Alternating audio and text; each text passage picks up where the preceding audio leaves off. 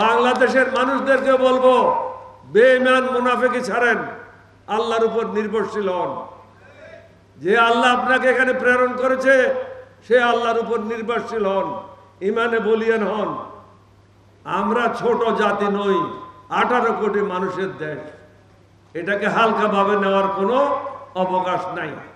বাংলাদেশে কিছু হলে তৃতীয় বিশ্বযুদ্ধ ছড়াইয়া পড়বে। দেশ অনিশ্চিত ভবিষ্যৎ এবং রক্তপাতের দিকে এগুচ্ছে। হয়তো আপনাদেরকেও যারা সরকার পরিচালনা করছেন একদিন কাঠগড়ায় দাঁড়ানো করা হবে।